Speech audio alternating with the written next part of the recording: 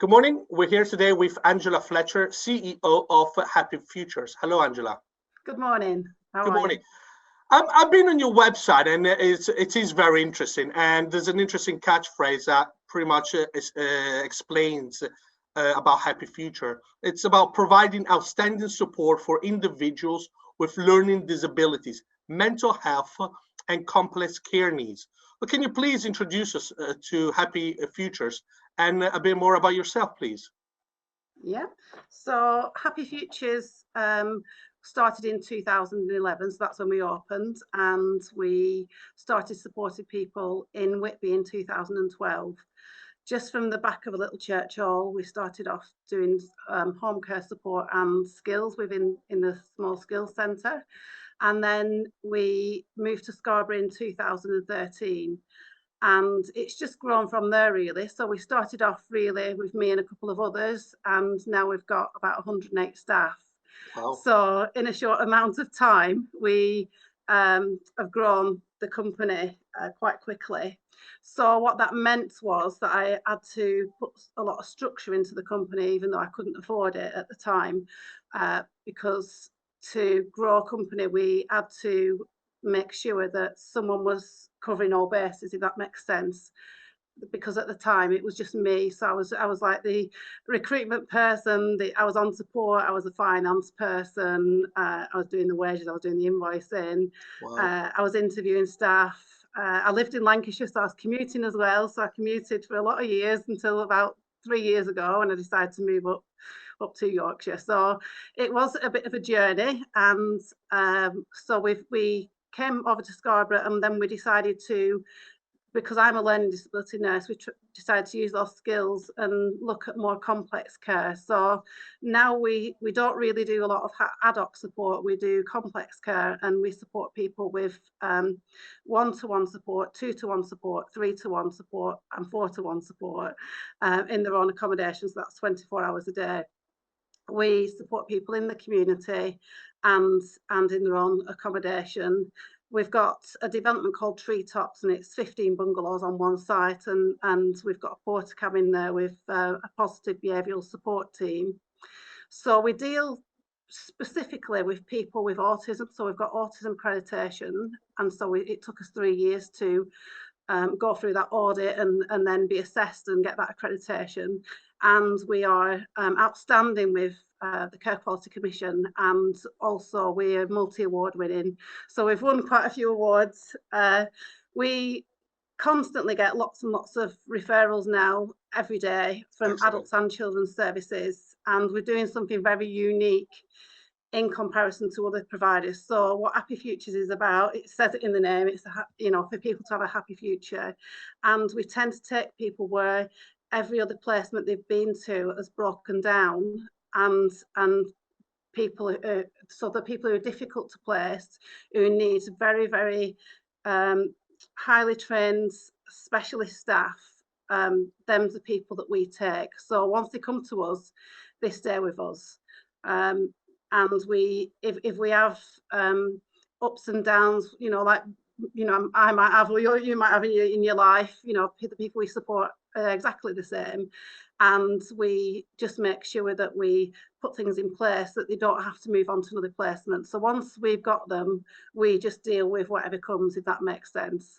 Absolutely. That's very important as well. Now, going back to what you just mentioned before, can you please tell us a bit more on the employment support service? Yeah, of course I can. So what we've done previously is we had a big skills centre in Scarborough, and we supported our individuals to try and engage with employment, and that might be voluntary work to start off initially, and doing things in the centre, just having little jobs around the centre, and to work for us, so that for people to turn up on time, to kind of work with them to so for instance, we have one lady who came in and helped us with our fire checks. So it was about kind of turning up on time, helping, having the knowledge and the understanding, going around with the staff, and then just supporting people to access education and employment. And that might be that we sit with people and we do a mock interview, we help them write the CV, we give them some work experience, and then also our staff can go along and kind of liaise with the employer and support that person for a limited amount of time in that role. So that's something that we're quite keen, and I've been in the past, obviously before COVID. It's been quite difficult since COVID to do that because people are wearing masks. You know, if you've got a disability, you might kind of find it difficult not to see people's facial expressions and things like that. So it has been quite trying to continue with that. But going forward, hopefully, fingers crossed, we're coming out of the pandemic, and that's something that we can look to focus on in the future. Fantastic. You mentioned when we started the interview the amazing growth you've had. Where do you see Happy Futures in the next 2 years? Well, we're doing things now on a needs-led basis, really. We only this week I went and had a look at a new property, so that is something that I'm very focused on. Can't really say much about it at the minute, but come October this year, it's going to be a fantastic new facility that I'm going to provide for people with complex health needs. So we feel like we've got a lot of support around our people with complex behavioural needs, and now we're looking to develop a facility for people with more complex health needs. So that's something that we're looking at. We are still developing, we're still growing. We've got referrals to our service right up until January next year. So our biggest thing at the moment is recruitment.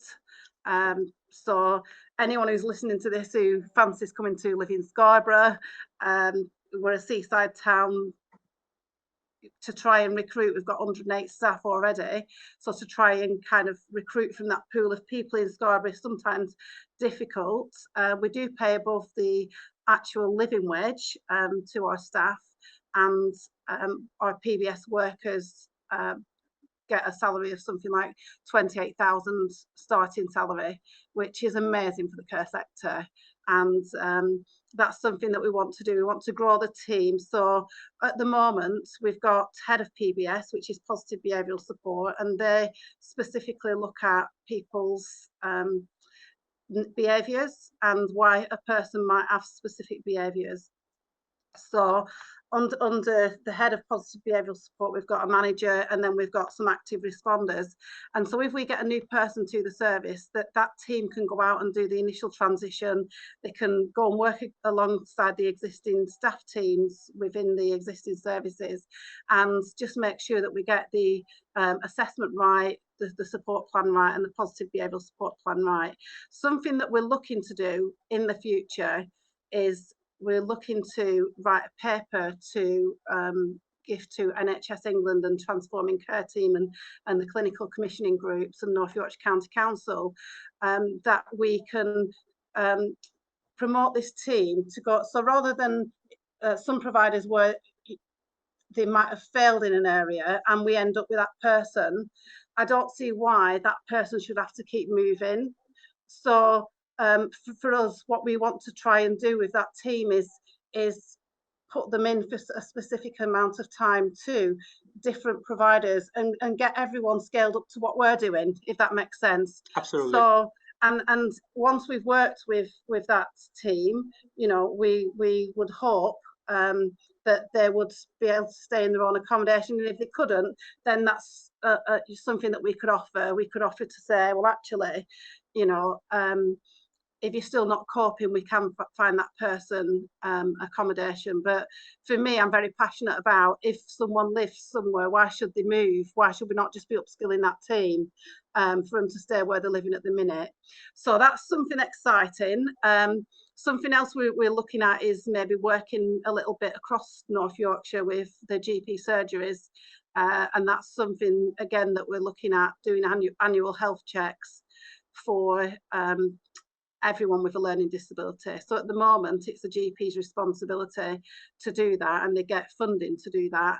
And sometimes they don't actually meet the targets with everything else that's going on. So that's something that we thought we might, as a company, be able to pick up and have a specific team that can go around to different doctor surgeries and look at kind of health checks.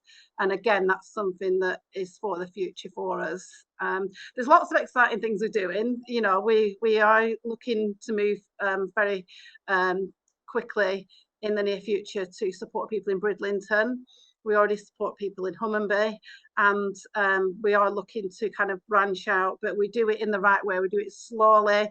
We do it so it's right. It's got to be perfect. I could have grown the business a lot bigger, you know, in this time, but I haven't, because we're keeping the quality there, we're keeping the focus there, we're getting the structure in. Last year we split all the management into departments, so we've got all departments within the company. Also, I feel that it's very, very important for me as the chief exec, and it's my company, to kind of pay for specific courses. So I've got some of my management team on MBAs. I've got all my active responders and my team leaders have done level 5 and NVQ level 5. If you're working in PBS, then you're going to be doing competencies and looking towards a qualification in that. So I'm very keen that it's not just let's label it and we are this, but actually we're not, because you know, no one's got the skills.